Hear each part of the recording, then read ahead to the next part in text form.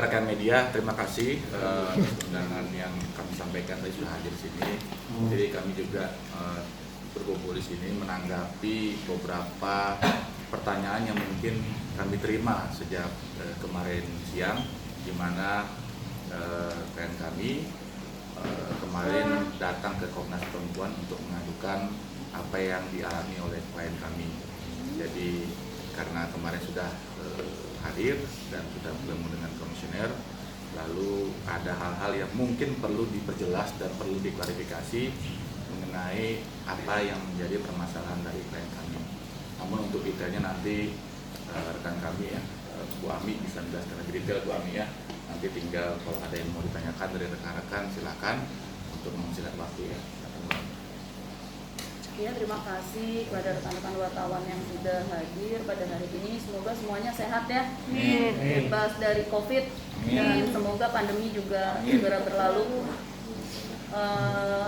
Yang pertama saya ingin menjelaskan kenapa alasan kami kemarin menyampaikan pengaduan ke Komnas Anti Kekerasan Terhadap Perempuan. Jadi rekan-rekan sekalian, saya jelaskan. Hampir rata-rata tindak kekerasan terhadap perempuan atau termasuk juga kekerasan terhadap perempuan dalam rumah tangga di Indonesia ini ibaratnya seperti fenomena gunung es.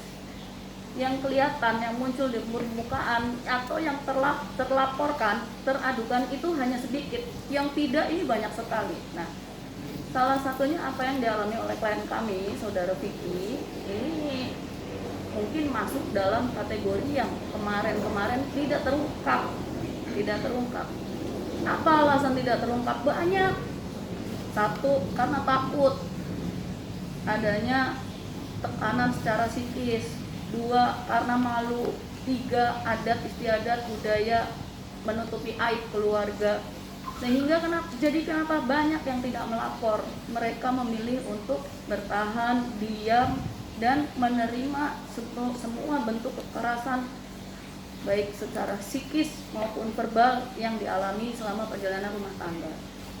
Nah, alasan kami kemarin hadir di Komnas Perempuan adalah untuk memastikan bahwa apa yang disampaikan Saudara Vicky kepada kami saat beliau melakukan konsultasi adalah benar tindakan kekerasan psikis dan verbal sebagaimana diatur dalam Undang-Undang Penghapusan Kekerasan dalam Rumah Tangga, di mana itu mengandung unsur pidana.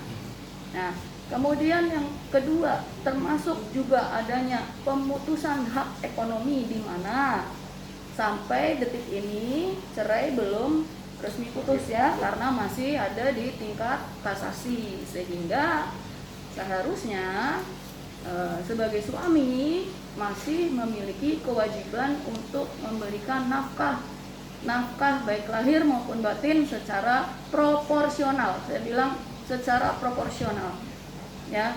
Jadi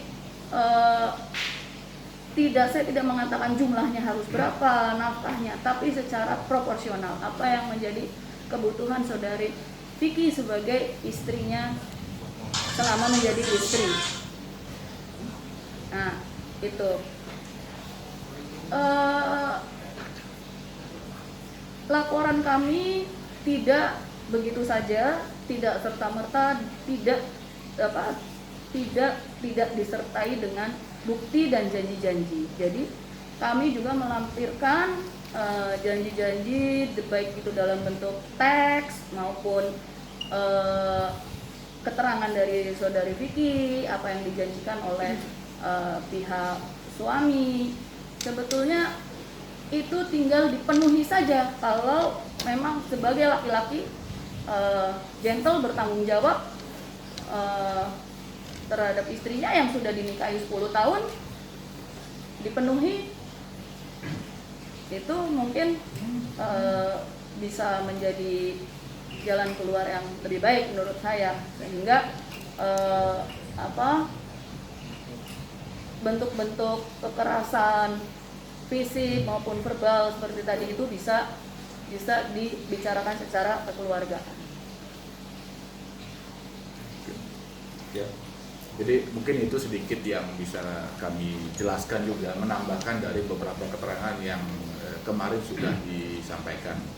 Memang dalam prosesnya nanti akan membutuhkan waktu karena salah satu anjuran atau bukan anjuran ya, tapi salah satu saran yang diberikan oleh komisioner itu bahwa klien kami ini diminta untuk melakukan visum psikiatrum ya, visum psikiatrum ya. Jadi artinya akan dicoba beberapa tes ya secara psikologi ya, karena memang mengalami kekerasan secara psikologi juga ya, baik secara perkataan ya, secara perkataan, psikis juga, dan itu yang mungkin perlu klien kami lakukan supaya ini menjadi pembelajaran juga buat wanita-wanita yang ada di Indonesia, bahwa hak-haknya juga tetap harus dijaga meskipun dalam proses perceraian mungkin ya, atau dalam kehidupan biasa berumah tangga.